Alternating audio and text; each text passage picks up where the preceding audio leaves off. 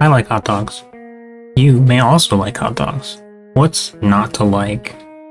They're easy, versatile, and they taste great with some mustard. At least to me. But here, do you know what's actually in a hot dog? You may know it's not appealing, but do you really ever consider the actual ingredients that go into its production? What about the process of it? The way hot dogs are made is fairly gross for most people, and they don't often read the fine print on the packages declaring whether or not relevant animal organs were used. Hearts, livers, kidneys, stuff like that. Lots of people eat them. Even still, lots of people know it's gross and eat them anyway. Which shows a really interesting fact about human perception. It's the effect of cognitive distance. When I look at a hot dog casually, while I'm cooking or eating it, I see it as just a tube of meat, because that's technically what it is. I generally don't look at it and see all the parts that went into it, because to do so means to actively think past the object in front of me to see something mildly disgusting. It's both more comfortable and easier to just see it as a tube of meat. It is the truth, but not the entire truth. People will often choose an incomplete truth that is easier to sit with than dig for the full truth. This is both normal and perfectly reasonable.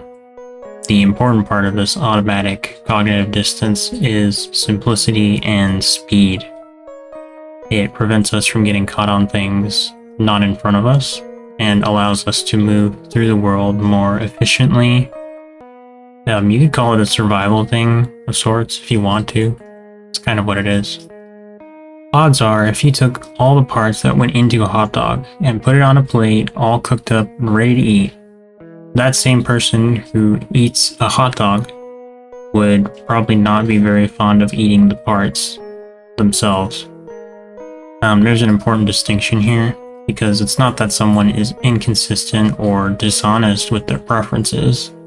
It's that the reality in front of them is more direct and ugly looking than the packaged reality of the hot dog. A hot dog is a clean presentation of a gross reality. The plate of animal parts is the blunt truth of that same gross reality. People don't just want clean presentations of reality, they often need it to be able to fully process the scope of reality. The clean presentation allows them to absorb an idea without rejecting it prematurely. So in the case of a hot dog, they can eat those leftover pieces of animals that would otherwise be wasted. This tendency to focus on incomplete truths makes the use of these scrap meats cost-effective, efficient, and comfortable. The downside is that this cognitive distancing can also be used against people. Clean, safe packaging can make poison sound like a good idea if you frame it right. I am aware of what hot dogs are made of and how they're made, but I eat them anyway. It's not because I'm choosing ignorance or I conveniently forget for a time.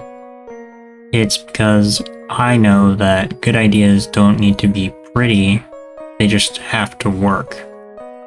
There's no need to try and stop yourself from using cognitive distance as a mechanism, but it is nice to be aware of it. After all, awareness never really fades, does it?